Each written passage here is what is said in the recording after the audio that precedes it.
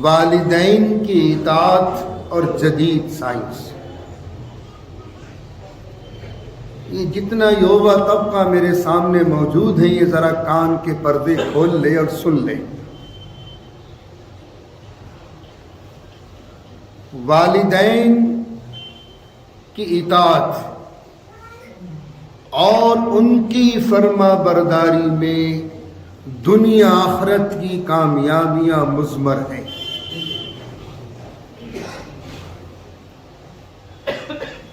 اور یہ قرآن کریم کی جو آیت مبارکہ کا پہلا ٹکڑا تلاوت کیا ہے،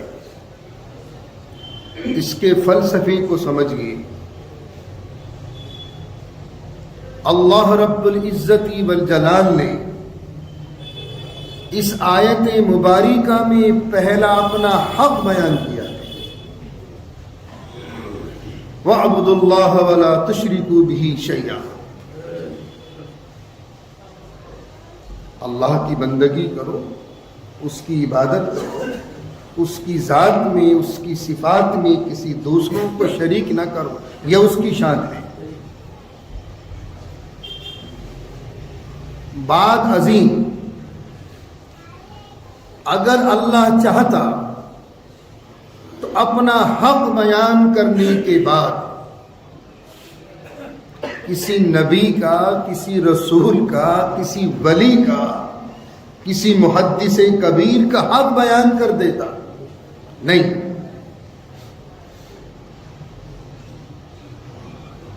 کس کا بیان کیا؟ اپنا حق بیان کرنے کے بعد اللہ رب العزت والجلال نے والدین کا حق بیان کیا۔ والدین کی اطاعت کرو، ان کی فرما برداری کرو، ان کا کہنا مانو، ان کے مشوروں پر چلو، ان کا ادب و احترام کرو۔ جب یہ اولاد اس مومنٹ پر آ جائیں گی تو دنیا اور آخرت کی کامیابیوں کے لیے اس کے لیے کوئی رکاوٹیں نہیں آ سکتی، کوئی رکاوٹ نہیں۔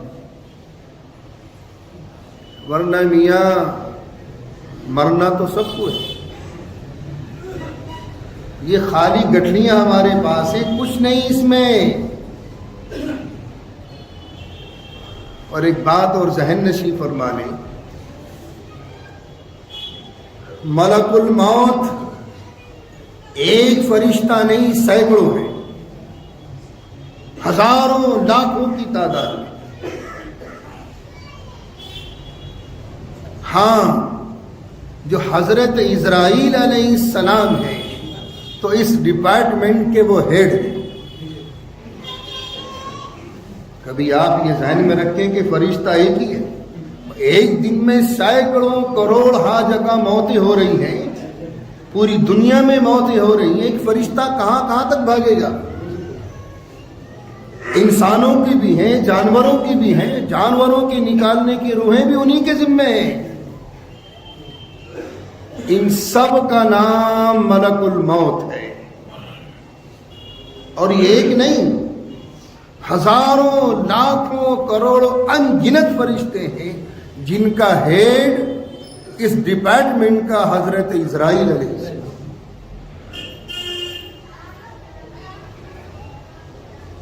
اور یہ فرشتہ جو اصل ہے، جن کو ہم حضرت ملک الموت علیہ السلام کے نام سے جانتے ہیں، یہ صرف نبیوں کی روحیں نکالنے آتا ہے، رسولوں کی روحیں نکالنے آتا ہے، بس۔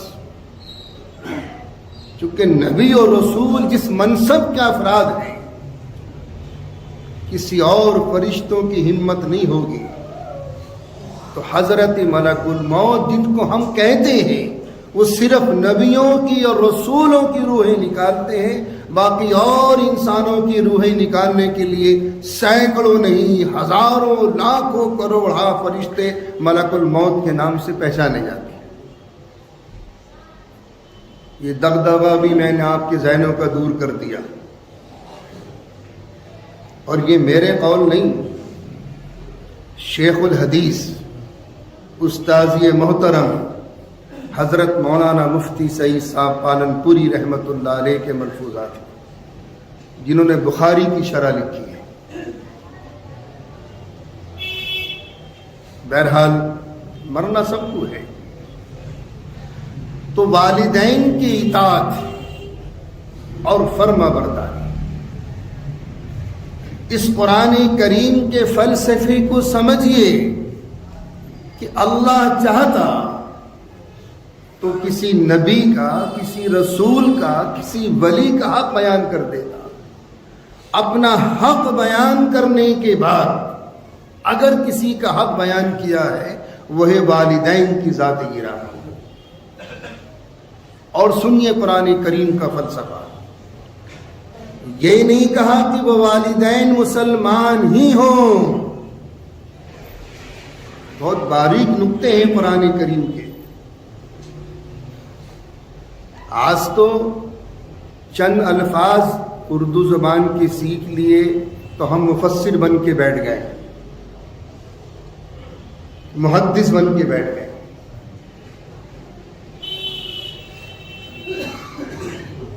قرآن کریم کا فلسفہ، والدین کسی بھی مکتب و فکر کے ماننے والے،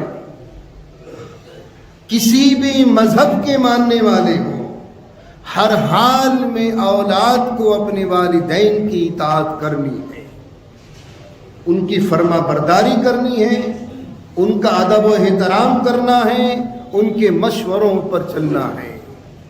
اور دیگر آگے پہنچیے سورہ بنی اسرائیل میں، فَلَا تَقُلْ لَهُمَا أُفٍّ وَلَا تَنْهَرْهُمَا، اپنے والدین کو ڈانٹو نہیں، جھڑکو نہیں، اور ان کے سامنے جب کھڑے ہوں تو ان شولڈروں کو تان کے نہیں، جھکا کر کھڑے ہوں۔ وَخْفِضْ لَهُمَا جَنَاحَ الذُّلِّ، اور لفظ اف کی تفسیر ایک اور بیان کرتا چلوں، اپنے والدین کو ترچھی نگاہ سے بھی مت دیکھو۔ کیا سمجھ رہے ہیں آپ؟ آج کی تاریخ میں جس صدی میں ہم گھٹ گھٹ کر سانس لے رہے ہیں، آل اوور ورلڈ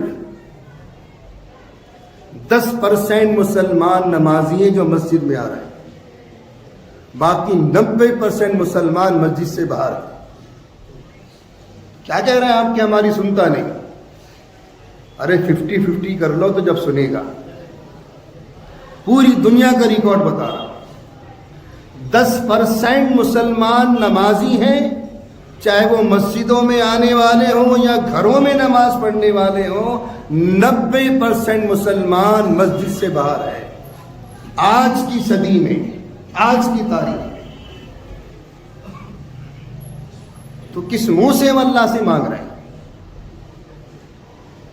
کیا منہ ہے ہمارے پاس اللہ سے مانگنے کا؟ اللہ کی مدد ایسے نہیں آئے گی۔ آبابیلوں کا لشکر اب نہیں آنے والا۔ ہاں مدد ہے، ایک شرط کے ساتھ، یا ایھا النبی حسبک اللہ ومن اتبعک من المؤمنین، اے نبی اللہ تیرے لیے کافی ہے اور تیرے ماننے والوں کے لیے کافی ہے۔ صحابہ ماننے والے تھے تو فرشتے اتر آئے، تابعین ماننے والے تھے مددیں آئیں، تبع تابعین ماننے والے تھے پوری دنیا پر چھا گئے۔ ایک مٹھی بھر مسلمان، ہم صرف گورنمنٹ کی لسٹ میں مسلمان ہیں، اللہ کی لسٹ میں مسلمان نہیں آ جائے۔ یہ مت سمجھو 4 سجدے کر لیے ہم نے بہت بڑا تیر مار لیا۔ پھر والدین کی اطاعت، آج کا یووا طبقہ کون سا دودھ کا دھلا ہوا ہے جو اپنے والدین کی فرما برداری کر رہا ہے آج؟ اللہ ماشاء اللہ، لاکھوں میں نہیں کروڑوں میں ایک آدھ اولاد ایسی ہوگی جو والدین کی مطیع اور فرما بردار ہوگی۔ اور آج کے یووا طبقوں کو تو موبائل دیکھنے سے فرصت نہیں، والدین کی اطاعت تو بہت دور کی بات ہے۔ سماج کو تباہ کر دیا اس موبائل نے. جتنے پاکیزہ رشتے تھے سب کی دھجیاں اڑا دی. بھی تو اور دیکھو کیا کیا فتنے کس کس روپ میں رونما ہو گئی. پروفیسر ملن کے یہ سائیکولوجسٹ ہیں, ان کا ایک تجزیہ میں آپ کے سامنے عرض کرتا چلو. والدین جو جو بڑھاپے کی طرف چلتے ہیں اتنی محبت ان کو اپنی اولاد سے زیادہ ہوتی چلی جاتی ہے. محبت, دلی محبت ہے. اولاد سے والدین کو دلی محبت ہوتی ہے, چاہے وہ کتنا ہی گندائے ناتراش کو نہ ہو. اب جب یہ محبت کا دریا اس کے دل میں موجزن ہو جاتا ہے تو اس دل سے, اس کی زبان سے انویزیبل ریز پازیٹیو نکلتی ہے. والدین سے اولاد کتنی ہی دور کیوں نہ ہو, کتنی ہی دور کیوں نہ ہو, امریکہ میں ہو, انگلینڈ میں ہو, کہیں بھی ہو دنیا کے کسی خطے پر, جب یہ والدین خوش ہوتے ہیں اپنی اولاد کی ترقی سے تو دعائیں الفاظ نکلتے ہیں اور ان الفاظوں میں وہ غیر مرئی شعائیں ہوتی ہیں جو اس بچے کی جا کر نگہبانی کرتی ہے. کوئی آفت نہیں آنے دیتی, کوئی مصیبتیں نہیں آنے دیتی, کوئی پریشانیاں نہیں آنے دیتی. اور حدیث پاک میں بھی آتا ہے کہ جو بچہ اپنے والدین کا اطاعت فرما بردار ہوگا, مطیع ہوگا, اس کا دنیا میں کوئی بال بھی کا نہیں کر سکتا. تو دنیا اور آخرت کی ترقی اگر مضمر ہے تو والدین کی اطاعت و فرما برداری میں ہے. اس کے پازیٹیو بھی مسئلہ ہے, بالکل اپوزٹ, انویزیبل ریز نگیٹو یہ بھی ہے. جو اولاد والدین کی نافرمان ہوگی چاہے وہ دل سے بد دعا کریں نہ کریں, لیکن جو ہے نکلتی ہیں ان سے ایسی خطرناک شعائیں نکلتی ہیں کہ اس بچے کو مصیبتوں میں گھیر لیتی. یہ آج کی ماڈرن سائنس کی تحقیق ہے. اور یہ معمولی آدمی نہیں, پروفیسر ملن کے معمولی آدمی نہیں ہے یہ. تو والدین کی اطاعت میں دنیا اور آخرت کی کامیابیاں مضمر ہیں. انشاءاللہ باقی تفصیل آئندہ جمعے